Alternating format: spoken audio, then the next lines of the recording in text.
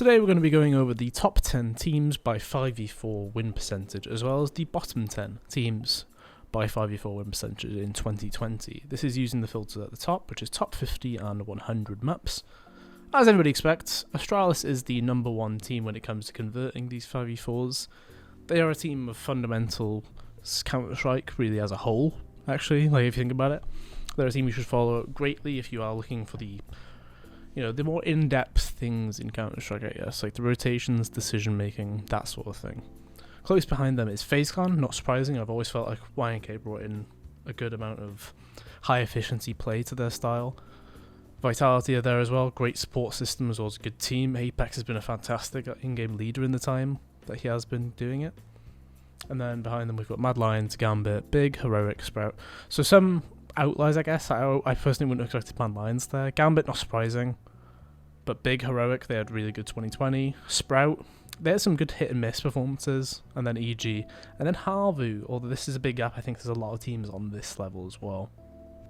So now looking at the bottom 10. So there is a clear bottom runner here, which is Triumph. They are well and truly at the bottom with Fate right next to them. So Fate, they've been... it's kind of harsh in a way, but they have actually been probably one of the worst teams by the analytics we've covered so far. They've been absolutely bottom of basically everything from what I've seen. And you could attribute that to just having to face better teams, and obviously if you do lose games, you are probably going to have quite low percentages and low damage and everything like that. But I suppose as far as it on hit list will be Ents, followed by Endpoint, I guess, and then we've got North as well, who recently ceased to exist. So this is now by CT side. So Astralis keep their position at the top, not surprising. Mad Lions close behind them. More of the same, really. Like Mouse Sports jump in here, Secret, Windstrike.